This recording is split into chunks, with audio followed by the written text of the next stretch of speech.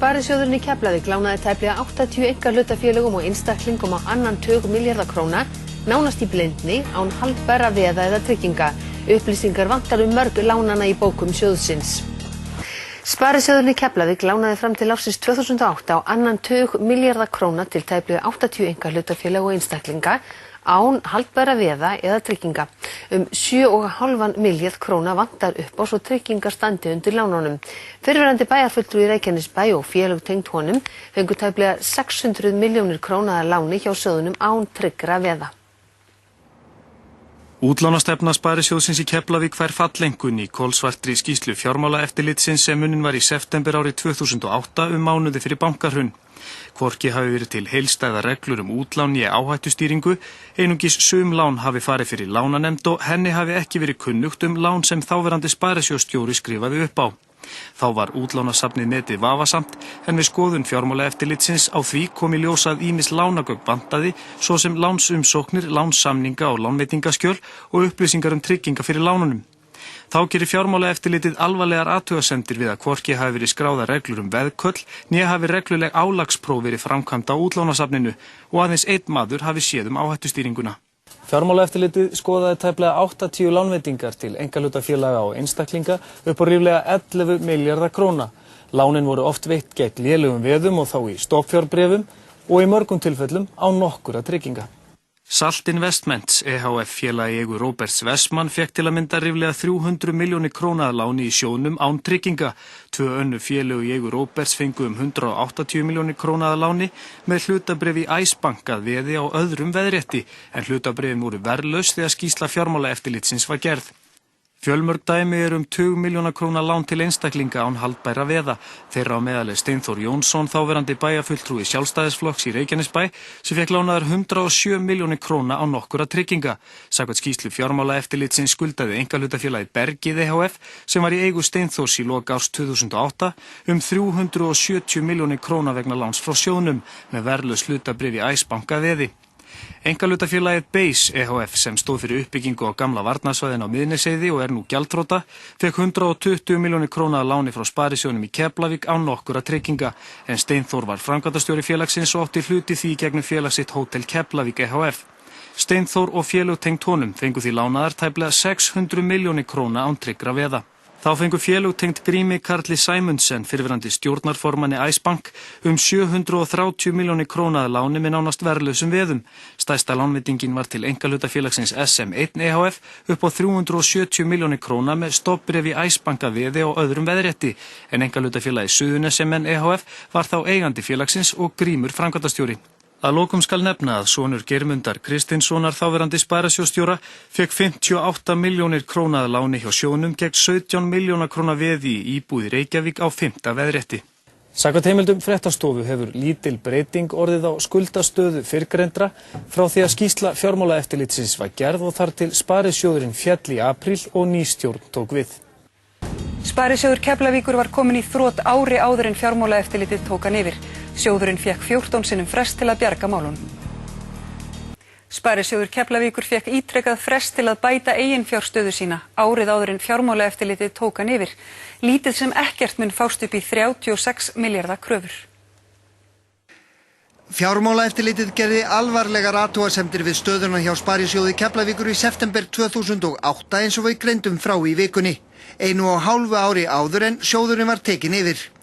Reglur voru þverbrotnar á öllum stigum og stjórn Sparisjóðsins steinsvaf á verðinum, útlán voru oft með lélugum tryggingum ef nokkrum og áhættan vanmetin eins og rakið hefur verið í fréttum. Vorið 2009 var ljóst að eigið féð var langt undir mörkum og að sjóðurinn gat ekki staðið við skuldbindingar sínar. Þessi dökkamynd var yfirvöldum dagsljós. Fjármálaeftirlitið sendi Sparisjóðnum í Keflavík bréf og krafðist úrbóta og veitti nokkurra vikna frest. Þetta var í maí 2009. Fresturinn var svo framlengdur í júní, júlí, í ágúst, september, október, nóvember og desember. Staðan var lítið breytt áramótin og fresturinn var áfram framlengdur í janúar 2010, febrúar og mars. Það var svo í apríl sem fjármálaeftirlitið loks tók Sparisjóðinn í Keflavík yfir. Þá hafði þessi frestur verið veittur samtals 14 sinnum. Stofnfjáreigendur hafa tapað öllu sínu. Kröfur í búið nema 36 milljörðum króna og ljóst að lítið sem ekkert fæst upp í þær. Ríkið ætlar hins vegar að bjarga sparisjóðnum í Keflavík og leggja honum til 14 milljarða króna af skattfé. Sparisjóðurinn Byr notaði falskan hagnað af sölu hlutabréfa í Icebank til að réttlæta 14 milljarða króna arðgreiðslu árið 2008. 3 fallnir sparisjóðir töpuðu 8 milljörðum króna á lánveitingum vegna hlutabréfakaupa í Icebank. Byr, sparisjóður Mýrarsýslu og sparisjóðurinn í Keflavík töpuðu ríflega 8 milljörðum króna á lánveitingum til sömu 12 einkahlutafélagana. Lánin voru veitt til að kaupa hlutabréf í Icebank af Byr og Spron með bréfin sjálf að veði. Skömmu eftir söluna greiddi Byr sparisjóður eigendum sín nefnilega 14 milljarða króna í arð sem að meðal annars byggður á fölskum söluhagnaði vegna viðskiptana. Byr sparisjóður Mýrarsýslu og sparisjóðurinn í Keflavík fjármögnuðu að mestu kaup 12 einkahlutafélaga á hlutabréfum Byrs og Spron í Icebank haustið 2007. Einkahlutafélögin voru meðal annars í eigu eða hlutu stjórn Agnars Hanssonar, Róberts Westman, Steinþórs Jónssonar og Gríms Karls Sæmundsen. Skömmu eftir kaupin tók Agnar við sem forstjóri Icebank og Grímur Karl og Steinþór tóku sæti í stjórn. Lánin voru veitt gegn veðum í hlutabréfunum sjálfum en stjórnarformaður Icebank á þessum tíma var Geirmundur Kristinsson sem þá var jafnfram sparisjóðsstjóri í sparisjóðnum í Keflavík. Þá var Ragnar Seta Guðjónsson sparisjóðsstjóri hjá Byr jafnframt í stjórn Icebank. Samkvæmt gögnum sem fréttastofa hefur undir höndum nam tap Byrs vegna þessara lánveitinga 5 milljörðum króna en sparisjóður Mýrarsýslu og sparisjóðurinn í Keflavík töpuðu 1,5 milljarði hvor en allir þessi sparisjóðir eru nú gjaldþrota. Byr sparisjóður bókfærði ríflega 4 milljarða króna söluhagnaði bækur sínar vegna viðskiptana, þráttur að hafa lánað fyrir kaupum á hlutabréfum af sjálfum sér. Samkvæmt ársreikningi 2007 nam heildarhagnaður Byrs 8 milljörðum króna eftir skatta. Hagnaðurinn var svo notaður til að réttlæta útgreiðslu á 14 milljörðum króna í arð á vordögum 2008. Skömmu áður hafði farið fram 24 milljarða króna stofnfjáraukning Byrs sem Glitnir fjármagnaði að stórum hluta en stærstu eigendur Glitnis og Byrs voru þeir sömu. Viðbúið að íslenska ríkið muni þurfa að leggja sparisjóðnum í Keflavík til 14 milljarða króna til endurreisnar sjóðsins og Byr 5 milljarða króna í formi víkjandi láns. Starfslokasamningur sparisjóðsstjórans í Keflavík sem hann skrifaði sjálfur gerði ráð fyrir að 60 milljóna króna skuld sonar hans yrði færð í einkahlutafélag. Samningurinn var samþykktur en síðar breytt. Og þá að öðru, upphaflegur starfslokasamningur sparisjóðsstjórans hjá sparisjóðnum í Keflavík gerði ráð fyrir að 60 milljóna króna skuld sonar hans við sjóðinn yrði færð yfir í einkahlutafélag. Stjórnarformaður sjóðsins skrifaði upp á samninginn athugasemdalaust en þegar fréttist af innihaldinu var ákveðið að breyta honum. Geirmundur Kristinsson, þáverandi sparisjóðsstjóri, skrifaði sjálfur sinn eigin starfslokasamning við sparisjóðinn í Keflavík árið 2009. Samningurinn gerði ráð fyrir að Geirmundur léti af störfum 1. júní það ár en hann myndi starfa áfram við hlið nýs sparisjóðsstjóra til áramóta á fullum launum auk þess að sitja áfram í stjórnum fyrir hönd sjóðsins. Það átti Geirmundur að fá greitt 6 mánaða laun í eingreiðslu þegar hann léti af störfum en laun hans voru 1,5 milljón króna á mánuði. Auk alls þessa gerði upprunalegu starfslokasamningur Geirmundar ráð fyrir að sjóðurinn greiddi ferðakostnað hans vegna afmælis hans upp á 300.000 krónur og jafnframt að tæplega 60 milljóna króna skuld sonar hans Sverris Geirmundssonar yrði endurreiknuð og flutt yfir í einkahlutafélagi eigu sonarins. Kristján Gunnarsson, verkalýðsforingi á Suðurnesjum og stjórnarformaður sparisjóðsins skrifaði upp á samninginn athugasemdalaust. Þegar fréttist af innihaldi starfslokasamnings Geirmundar hér innan sparisjóðsins var samningurinn stöðvaður og nýr samningur gerður við hann í kjölfarið þar sem umdeild aukaákvæði fyrri samningsins voru felld burt. Kristján Gunnarsson vill að það komi fram að það hafi verið yfirsjón að skrifa upp á fyrri starfslokasamningin. Samningnum hafi verið kippt tilbaka eftir að athygli hans hafi verið vakin á innihaldi samningsins. Ég held sér nauðsynlegt að ríkisvaldið fari inn strax og rannsaki sparisjóðina. Það er nauðsynlegt að þessi menn hafi þá möguleika á að hreinsa nafn sitt og að sannleikur er komið ljós. Því að það er nauðsynlegt fyrir alla aðila, sérstaklega þá sem eiga þarna og töpu fé sínu, lífeyri sínum, fái þá rétt fram í dagsljósið. Hvað þarna við gekkst. Tæplega 50 milljóna króna skuld hjá syni sparisjóðsstjórans í Keflavík var afskrifuð rétt áður en ríkið tók sjóðinn yfir.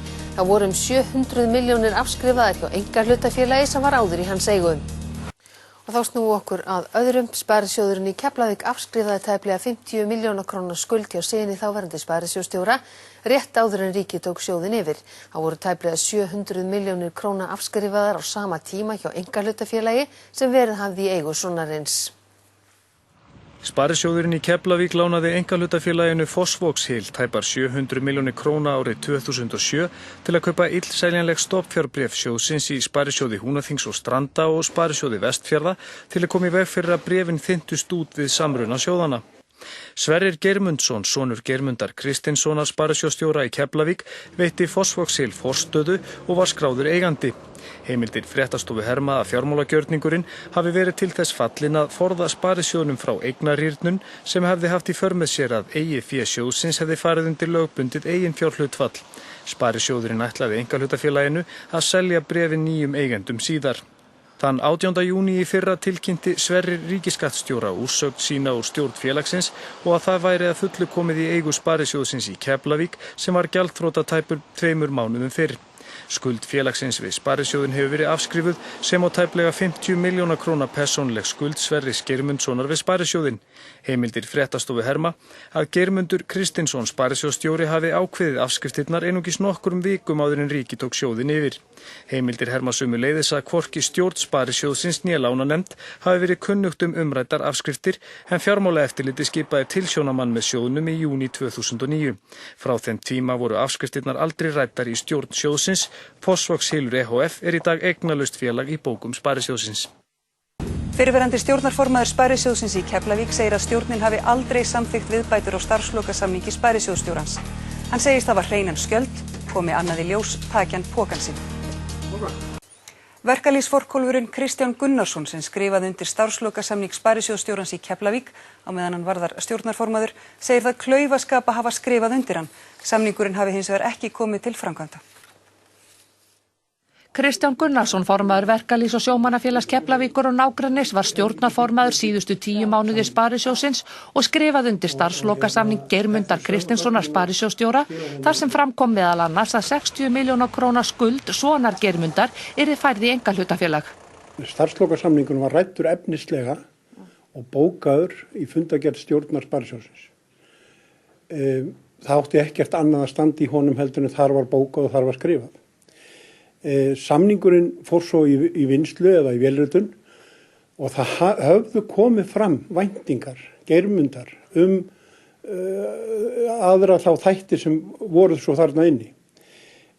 Það var skrifast algjörlega á mig og ákveðið svona yfirsjón af minni hálfu, hafi ekki lesið samningi betur yfir. Þessi samningur hafi hins vegar aldrei orðið að veruleika en hafi eðlilega verið geymdur með gögnum stjórnarinnar en nýr hafi verið gerður samkvæmt bókun stjórnar. Ég hef algjörlega farið að lögum og reglum sem eru í gildi í þessu landi.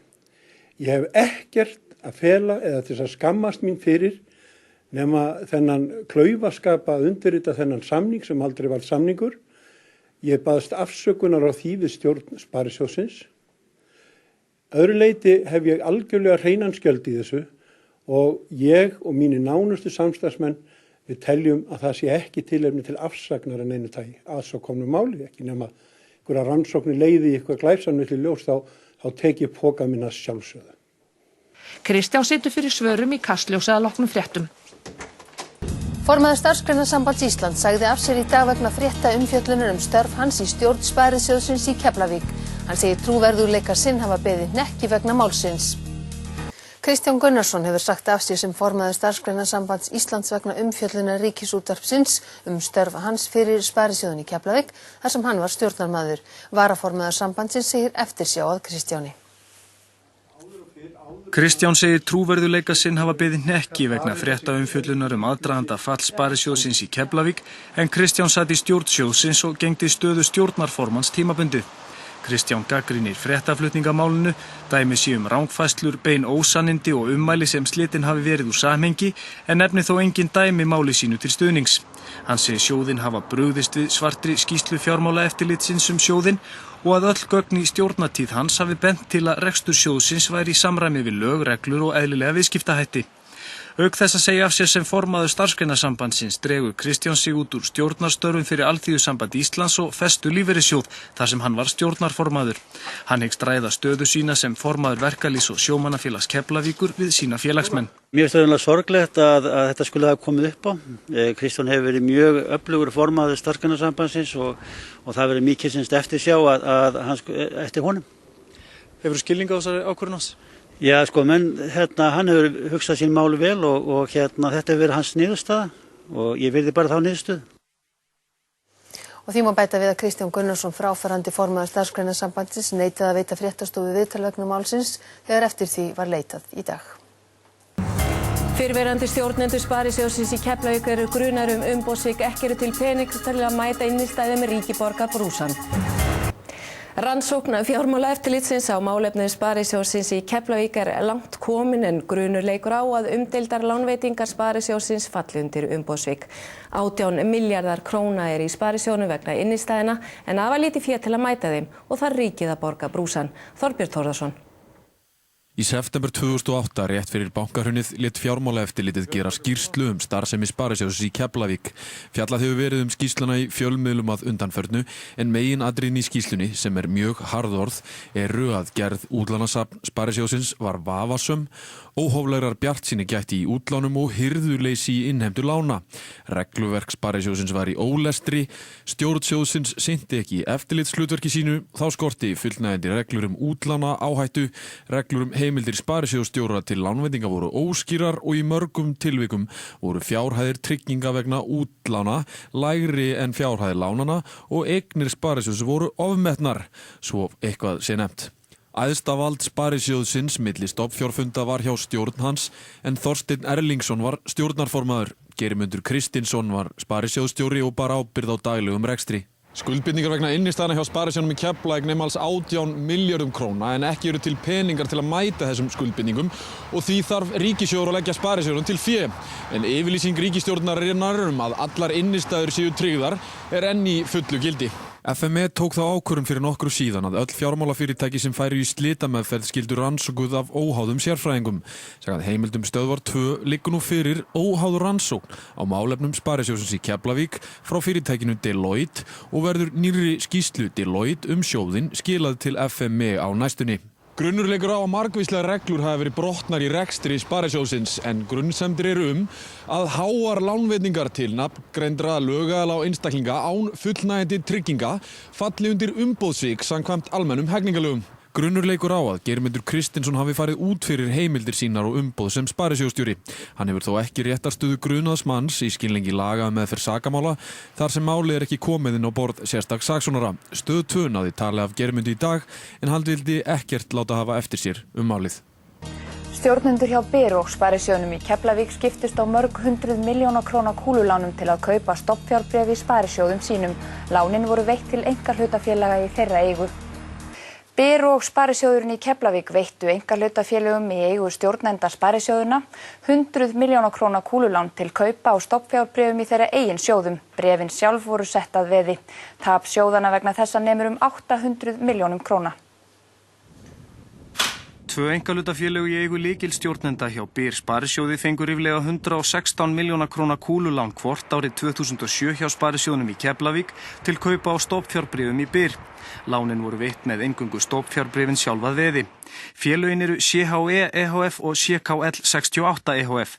CHE var í eigu Karls Hemmings Erlingssonar og eiginkonu hans en Karl er fyrrverandi Sparisjóðsstjóri hjá Sparisjóðnum í Kópavogi og gegndi stöðu framkvæmdastjóra fyrirtækjasviðs hjá Byr þegar lánin voru veitt. Karl bar ábyrgð á öllum lánveitingum Byrs yfir 100 milljónum króna en hann lét af störfum hjá sjóðnum í byrjun árs 2009. Félagið CKL 68 var í eigu Ingólfs Vaff Guðmundssonar fyrrverandi aðstoðarsparisjóðsstjóra í Kópavogi en hann var framkvæmdastjóri verðbréfasviðs hjá Byr þegar umræddar lánveitingar áttu sér stað. Athygli vekur að endurskoðandi félags hans var eiginkona Karls Hemmings en Ingólfi var sagt upp störfum hjá Byr á fyrrihluta árs 2009. Einkahlutafélagið Miðvörður EHF fékk 590 milljónir króna að láni hjá Byr til stofnfjárkaupa í Sparisjóðnum í Keflavík svipað leyti og aftur voru stofnfjárbréfin ein að veði. Félagið var í eigu Garðars Más Njúmann, lykilstarfsmanns hjá Sparisjóðnum í Keflavík, Þrastar Leóssonar, forstöðumanns fjárstýringar hjá Sparisjóðnum og Kristins Ágúst Ingólfssonar, starfsmanns á verðbréfasviði. Garðar tók við sem forstöðumaður fyrirtækjasviðs hjá Sparisjóðnum tíma eftir umrædd viðskipti en var sagt upp störfum í desember. Þresti Leósinni var sagt upp í nóvember. Kristinn Ágúst starfa nú hjá SBKF Sparisjóði sem reistur var á rústum Sparisjóðsins í Keflavík. Samkvæmt heimildamönnum fréttastofu ríkti mikil óánægja á meðal starfsmanna sjóðanna þegar uppkomst viðskiptin. Fimmmenningarnir voru sakaðir markaðsmisnotkun og fyrir að veita lán gegn mjög hæpnum veðum. Lán sem öðrum stóðu ekki til boða. Þá ráðluðu þeir viðskiptavinum sjóðanna að fjárfesta í stofnfjárbréfum á sama tímabili sem margir hverjir keyptu í eigin nafni á meðan þeir sjálfur höfðu viðskipti sín á milli í einkahlutafélögum og bera þar af leiðandi ekki persónulega ábyrgð á lánunum. Tap sjóðanna vegna umræddra lánveitinga nemur 800 milljónum króna en bæði Sparisjóðurinn í Keflavík og Byr fóru í þrot með tilheyrandi tapi fyrir stofnfjáreigendur.